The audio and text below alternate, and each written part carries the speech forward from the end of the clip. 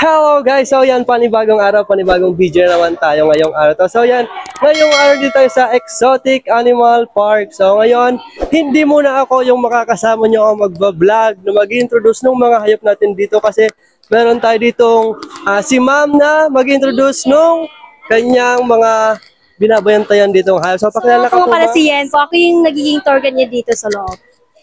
Thank you po. Yan guys, so abangan nyo kasi iikot na tayo dito ngayon. So kasama natin si Ma'am, saka syempre yung aking ngayon, yung nag-iisang minamahal.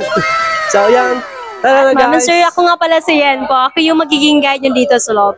So by the way, this one named Samantha po. So si Samantha, namatay po siya 9 years ago po. Dahil sa katandaan niya at the age of 15.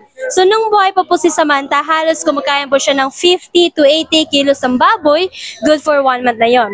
Si Samantha is one of the biggest Burmese python here in Bohol po. Yan.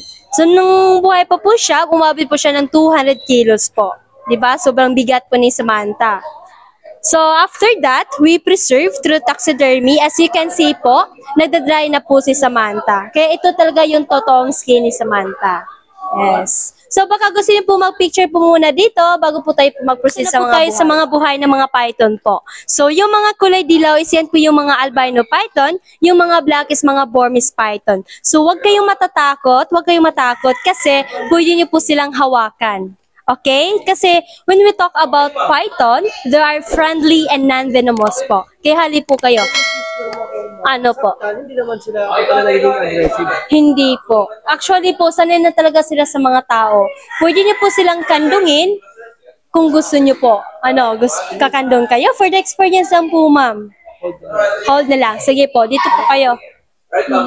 Yung skin po ng python po is parang Louis Vuitton lang bag lang po. When you touch, mafe-feel niyo lang na humawak kayo ng Louis Vuitton na bag po. Yan si Juliet yung pinakamalaki dito. At saka pina-oldest na din po. 12 years old na po siya. Yan. Kani si Romeo. Yan si Romeo. So, may Romeo at Juliet po.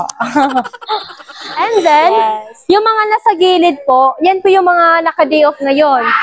Alam niyo ba, yung kakaibo sa python at saka yung tao, yung python kahit naka-day off po, may sahod. Kasi, twice a week po namin pinapakain sila.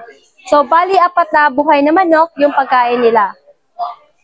Each python na po yun, yung 4 na manok. And then, we have also the cockatiel parrot, the small version of cockatoo. So, makikita po natin mamaya yung cockatoo po. Yes. And then, we have also the Philippine eagle, or the matang lawin, the pambansang ibon po.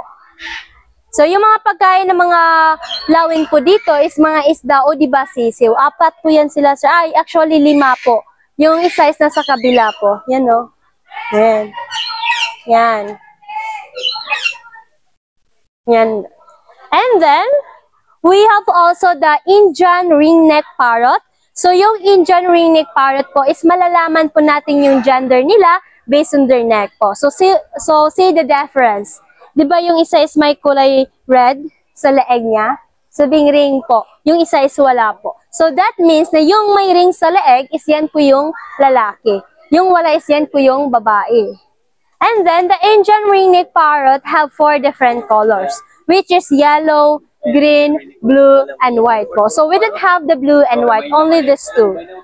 And then, next is, we have also the African lovebirds po. So, dahil 3 na po sila, hindi po lovebirds ang tawag dyan. Anong tawag po? Love triangle. Yes. May pang umaga, may pang gabi. Yes. Pag tao to, bawal yan kasi illegal yan. Baka na-viral na sa Facebook, sa social media. Or what kind of And then, we have also the sand-conure parrot po. So, yung tinawag ng sun dahil sa kulay nila, parang sun or sunset po. See, their color. So, can you have the seeds, sir? Philippine long-tailed macaque monkey, named Maymay and Moymoy po. Yan, oh. As you can see po, aggressive po sila. Kaya dinoble yung fence po dito. So, gusto niyo po ba mag-feed ng monkey? Yes. O, yan, oh. Yan si Maymay. Ito po, ma'am. Pwede niyo po mag-feed po doon. Kasi mabait yung mga monkey doon eh, kaysa dyan. And then, we have also the saltwater crocodile named Palanga po. So, si Palanga is galing yan sa Davao, sa Agusan del Sur po, in Mindanao. Kasi wala pong native crocodile dito sa Bohol. So si Palanga is 8 years old pa lang yan. Tapos yung lifespan po nila is aabot po ng 80 to 100 years po. Kaya siya malaki kasi araw-araw po namin pinapakain ng 2 to 3 kilos of chicken. Yeah. Sobrang baho yung tae nila. Yan yung tae niya, baho. Mas mabaho yung tae sa ahas. Kahit ihilang ito. You can feed the sunflower seeds po. Yes po sir, dito lang po ma'am sa mga malyeso. Sa mga lilit ng butas lang po. Yan. Yes po sir, buntis yan. Mag-ingat ka mo. Akin na po yung seeds po. Lagyan ko po ng marami yung kamay mo sir, ng seeds po. Tapos, iganon mo lang, bidyento lang po, wag iganon-ganon. Kasi magagalit sila eh. Sige, yan. I-open mo lang yung kamay mo.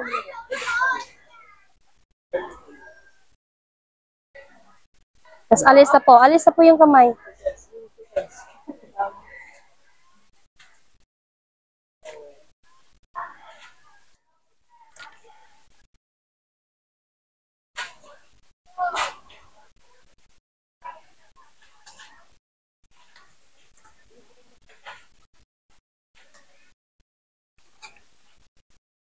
Yes po, smusang sa Tagalog. Ano talagang dito lang sa Pilipinas, no? Yes po, wildcat yan sa amin eh. Kasi yan. Nangangagat. Yan no. Minsan lang yung gising. Magigising na yan pag gutom. Alam niyo ba, yung civet cat, pag kumain sila ng coffee beans, tatay din sila ng coffee beans. Tapos, yung tae nila is may process po para gawing coffee po. Tapos, yung coffee na yon is the most expensive coffee. Imagine isang lang, tablespoon po. 500 na agad. Yan, palaging tulog. Buti nga gising sila ngayon. Ang mga saging po. Kaya yung tayo nila medyo kulay dilaw. Okay, let's proceed to the butterfly. Okay, so welcome to the butterfly garden po. So yung lifespan po ng mga butterfly po namin dito is only 2 to 3 weeks lang po.